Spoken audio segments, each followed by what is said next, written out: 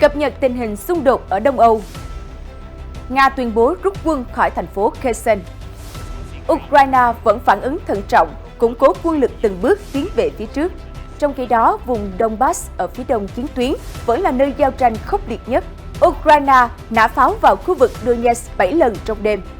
Ở phía ngược lại, dân quân Lugansk tuyên bố hạ 80 binh sĩ và phá hủy nhiều khí tài của Ukraine trong 24 giờ. Một số diễn biến đáng chú ý khác, Bộ Ngoại giao Nga, Moscow sẵn sàng đàm phán với Kiev dựa trên thực trạng. Bộ trưởng Quốc phòng Anh nói, London không sợ bị trả đũa khi hỗ trợ Kiev. Mỹ, Trung Nga hướng tới lập liên minh mặc khả năng khiêu khích phương Tây. Triều Tiên lại phóng tên lửa đạn đạo về vùng biển phía đông. Tất cả sẽ được gửi đến quý vị ngay sau đây.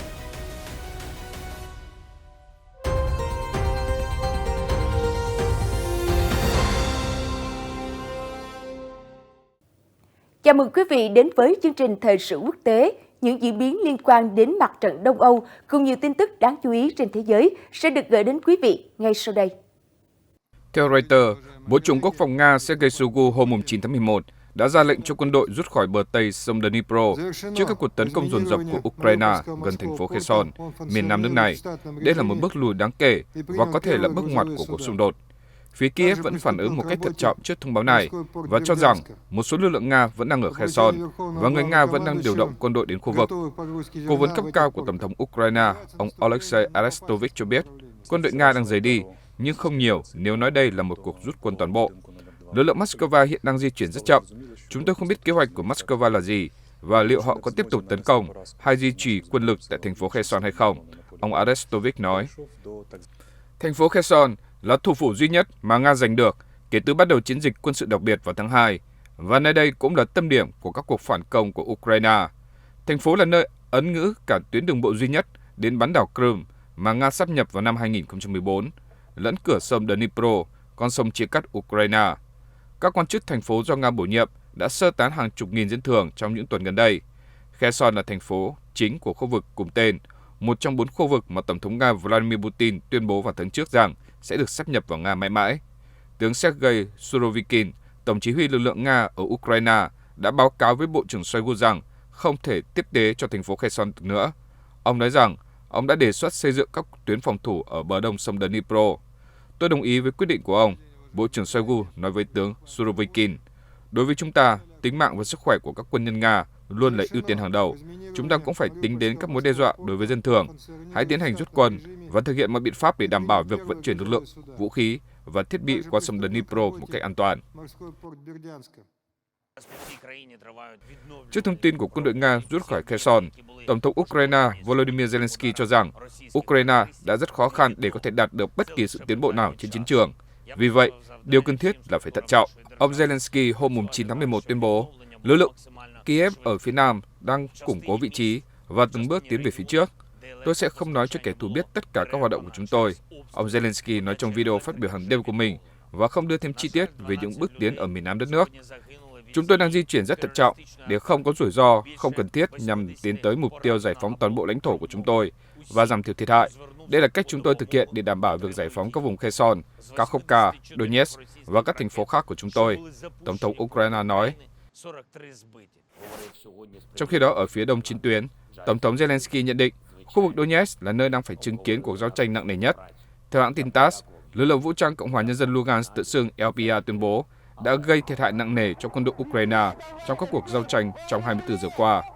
Viết trên Telegram, lãnh đạo Cộng hòa Nhân dân Lugansk tự xưng LPA, ông Filopenenko cho biết, trong 24 giờ qua, lực lượng dân quân LPA đã thực hiện các cuộc tấn công quyết liệt, khiến đối phương thiệt hại cả về người lẫn vũ khí. Cụ thể, 80 binh sĩ Ukraine đã thiệt mạng trong các cuộc giao tranh với lực lượng LPA. Bên cạnh đó, phía LPA còn phá hủy 3 xe tăng, 5 xe bọc thép, 3 đơn vị pháo binh và 12 xe chuyên dụng của lực lượng Ukraine, vì phát ngôn viên nói thêm. Ngoài ra, các hoạt động rà phá bom mìn tại vùng LPA vẫn đang tiếp tục được thực hiện. Trước đó, các đặc công của lực lượng LPA vào hôm 8 tháng 11 đã rà soát 5 hectare lãnh thổ có tàn dư bom mìn và vật liệu nổ gần các khu định cư Vokodeyevo và Stebovoy. Ông Filopenenko cho hay, hiện những diễn biến liên quan đến mặt trận ở Ukraine chưa thể được kiểm chứng độc lập. Cùng lúc đó, lực lượng vũ trang Ukraine đã nã pháo vào khu vực Cộng hòa Nhân dân Donetsk tự xưng TPA, kiểm soát 7 lần trong hôm 9 tháng 11 theo TASS. Hãng TASS dẫn thông tin được phái bộ TPA tại Trung tâm hỗn hợp kiểm soát và điều phối JCCC cung cấp cho biết binh sĩ Ukraine đã sử dụng pháo cỡ 155mm và 152mm, phóng tổng cộng 23 quả đạn pháo vào khu vực này. Ngoài Donetsk, quân đội Ukraine còn thực hiện tấn công vào các khu vực Golovka, Zasevo, Makeyevka, Novoselovka và Sparta. Hiện những diễn biến liên quan đến mặt trận ở Ukraine chưa thể được kiểm chứng độc lập. Bộ trưởng Quốc phòng Anh Ben Wallace hôm 9 tháng 11 đã có chuyến thăm tại trại huấn luyện quân đội Leeds ở Kent, miền đông nam nước Anh, nơi các tình nguyện viên Ukraine tập luyện để chiến đấu trong cuộc chiến chống lại Nga, thông tin từ tờ Evening Standard đăng bài. Phát biểu trước các binh sĩ đang tham gia huấn luyện tại đây, Bộ trưởng Quốc phòng Ben Wallace cho rằng London không sợ Moscow trả đũa và sẽ tiếp tục sát cánh cùng Kiev trong nỗ lực giành lãnh thổ của mình. Nói về cuộc xung đột hiện nay, ông Wallace mô tả Nga đang thua một cách chậm rãi và cho biết Vương quốc Anh sẽ tiếp tục hỗ trợ các binh sĩ Ukraine. Nga chắc chắn không thích việc Vương quốc Anh đứng lên chống lại họ, nhưng chúng tôi đang bảo vệ các giá trị của tự do, dân chủ và nhân quyền và sẽ không nản lòng. Chúng tôi sẽ tiếp tục hỗ trợ Ukraine bảo vệ lãnh thổ có chủ quyền trước một cuộc xâm phạm bất hợp pháp, vị bộ trưởng nhấn mạnh. Ở một diễn biến đáng chú ý khác, theo TASS đưa tin, phát ngôn viên Bộ Ngoại giao Nga Maria Zakharova ngày 9 tháng 11 cho biết Nga chưa bao giờ từ chối tiến hành các cuộc đàm phán với Ukraine và vẫn sẵn sàng đối thoại dựa trên thực trạng ngay lúc này. Cụ thể, bà Zakharova nói, chúng tôi chưa bao giờ từ chối đàm phán và luôn cởi mở để đối thoại với Ukraine. Và dĩ nhiên, điều này chỉ sẵn sàng nếu dựa trên tình hình thực tế hiện nay. Bên cạnh đó, bà Zakharova cũng chỉ trích Đức về việc cung cấp vũ khí cho Ukraine thay vì thúc đẩy nước này tiến tới các cuộc đàm phán, thay vì tuân theo các quy định cấm xuất khẩu vũ khí sát thương tới các khu vực khủng hoảng và khu vực xung đột vũ trang. Berlin lại tăng cường sức mạnh quân sự bằng cách gửi nhiều vũ khí cho Kiev. Điều này đã thúc đẩy thêm các hành động thù địch, nữ phát ngôn viên của Nga cho hay. RT đưa tin, Bộ trưởng Quốc phòng Israel Benny Gantz cho biết nước này không có năng lực sản xuất đủ hệ thống phòng không để cung cấp cho Ukraine. Trước đó, Kiev đã yêu cầu Israel hỗ trợ hệ thống phòng không vòm sắt cùng nhiều kỹ thuật khác để chống lại các máy bay không người lái mà Kiev tin là do Iran chuyển giao cho Nga. Chia sẻ với phóng viên hôm 9 tháng 11, ông Gantz nói, quy mô sản xuất của chúng tôi thấp hơn khả năng xuất khẩu. Israel không có cơ sở đủ lớn để đáp ứng nhu cầu của Ukraine. Vị bộ trưởng giải thích thêm, ngay cả khi quyết định thay đổi chính sách viện trợ, chúng tôi cũng không thể để kho phòng không của mình bị trống. Israel đang xem xét khả năng tăng cường hỗ trợ cho Ukraine, nhưng chúng tôi không quên một điều rằng NATO luôn đứng sau ủng hộ quốc gia Đông Âu này. Được biết, Kiev đã nhiều lần yêu cầu Israel viện trợ quân sự, chủ yếu là đề nghị được cấp các hệ thống phòng không vòm sắt và Arrow. Tháng trước, đại sứ quán của Ukraine tại Tel Aviv, Evgeny Kunielchu nói rằng Mỹ nên gây áp lực buộc Israel phải cấp vũ khí cho Ukraine. Trong khi đó, Israel đang nỗ lực bổ sung nguồn cung tên lửa đánh chặn Tamir cho các hệ thống vòm sắt sau khi nước này bắn hạ hơn 4.300 quả rocket do Hamas và Tổ chức Thánh chiến Hồi giáo Palestine bắn từ Gaza trong cuộc xung đột hồi tháng 5 năm 2021. Ukraine cũng đã kêu gọi Mỹ viện trợ các hệ thống phòng không từ Mỹ khi các cuộc không kích của Nga nhắm vào các cơ sở hạ tầng ngày càng dữ dội. Tổng thống Volodymyr Zelensky đã cáo buộc Iran cấp cho Nga máy bay không người lái tự sát UAV Shahed-136. Cố vấn hàng đầu của ông còn kêu gọi Mỹ tiến hành các cuộc tấn công vào các cơ sở sản xuất máy bay không người lái và tên lửa của Iran. Tehran đã thừa nhận bán cho Moscow số lượng nhỏ UAV, nhưng lưu ý việc chuyển giao diễn ra trước khi xung đột Đông Âu bùng nổ. Trong một bức thư gửi các thành viên cấp cao của Quốc hội Mỹ, Chủ tịch Quốc hội Ukraine Ruslan Stefanchuk đã kêu gọi Washington cấp cho Kiev hệ thống phòng không SIRAM để quốc gia Đông Âu bảo vệ các cơ sở quan trọng, nhất là nhà máy điện, trước các đòn tấn công dữ dội của Nga, theo Origins Times đưa tin. SIRAM là hệ thống chống tên lửa, pháo và đạn cối. Hệ thống này thường được trang bị radar cảnh báo, có khả năng phát hiện đạn đang bay đến và tùy chỉnh sử dụng pháo hoặc tên lửa bắn hạ chúng. SIRAM được xem là biến thể của hệ thống vũ khí tầm gần Phalanx phiên bản mặt đất, được trang bị radar hồng ngoại FLIR để thu nhận, xác định mục tiêu cho pháo nòng xoay 20mm. Theo Origins Times, SIRAM là một hệ thống có tầm bắn rất hạn chế, tối đa 5 km. Nó được phát triển như một biện pháp phòng thủ cuối cùng, chống lại các mối đe dọa từ trên không, khi hỏa lực của đối thủ đã xuyên thủng hệ thống phòng thủ tên lửa đặt trên tàu chiến. SIRAM có thể được triển khai để bảo vệ các mục tiêu trọng điểm. Origins Times bình luận, SIRAM không phải là hệ thống vũ khí có thể thay đổi kết quả xung đột. Tuy nhiên, nếu được triển khai với số lượng đáng kể, khí tay này có thể giúp Ukraine bảo vệ ít nhất một phần công suất phát điện của mình trong suốt mùa đông, nhất là khi Nga có thể thúc đẩy các đợt tấn công vào các cơ sở hạ tầng năng lượng nếu Kiev vẫn tránh né đàm phán. Mong muốn có được các hệ thống SIRAM bên cạnh các hệ thống phòng không tầm ngắn và chung hiện có thể xuất phát từ mối lo ngại. Những hệ thống hiện tại không đủ sức chống lại các máy bay không người lái kamikaze như Geran 2. Phương Tây cũng không có khả năng cung cấp số lượng lớn hệ thống phòng không đủ cho Ukraine bảo vệ tất cả các cơ sở hạ tầng điện của mình. Arians Times cho biết, Lầu Năm Góc chưa đưa ra bình luận nào liên quan đến yêu cầu mới của Ukraine.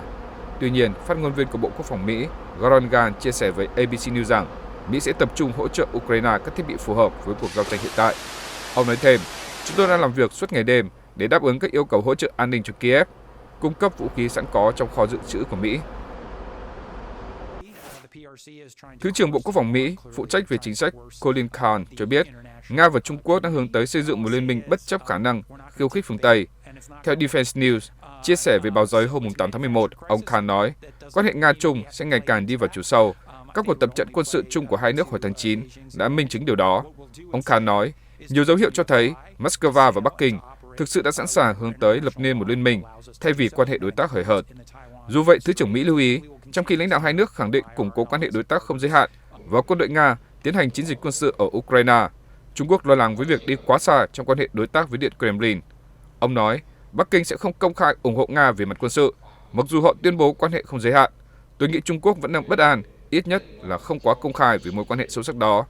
Theo Reuters, đã có một số tín hiệu cho thấy giới hạn trong quan hệ đối tác Trung-Nga, đơn cử bất chấp việc Tổng thống Nga Vladimir Putin đe dọa khả năng dùng vũ khí hạt nhân ở Ukraine để bảo vệ các vùng lãnh thổ vừa mới sáp nhập.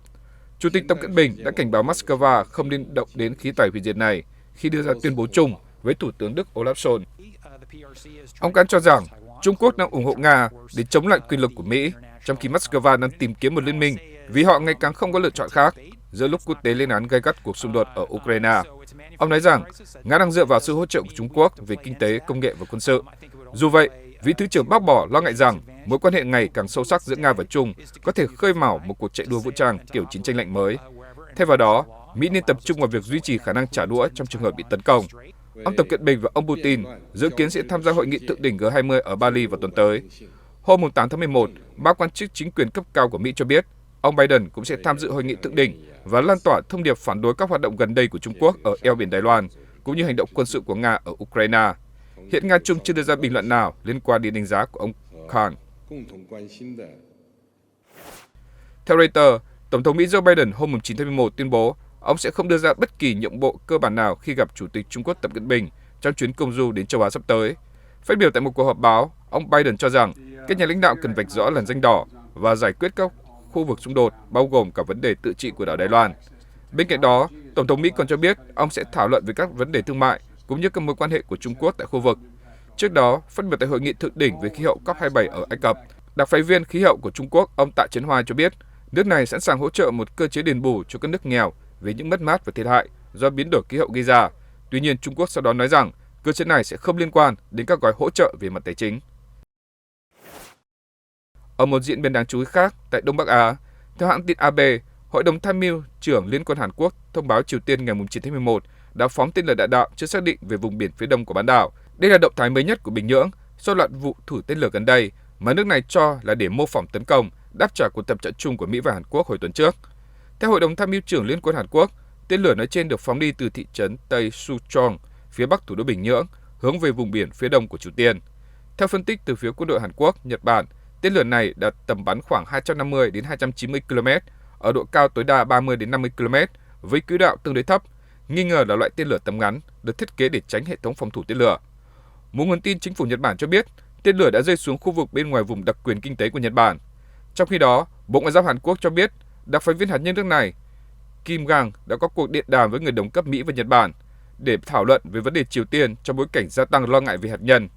Ngoài ra, các quan chức Hàn Quốc còn cho rằng Triều Tiên có thể sẽ tiếp tục gia tăng sức ép bằng cách sớm tiến hành vụ thử hạt nhân lần đầu tiên kể từ năm 2017.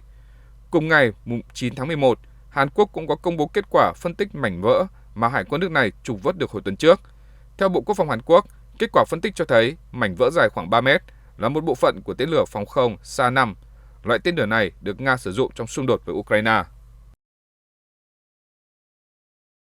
Tin tức vừa rồi đã kết thúc chương trình ngày hôm nay. Cảm ơn quý vị đã quan tâm theo dõi. Xin mến chào tạm biệt và hẹn gặp lại trong các chương trình sau.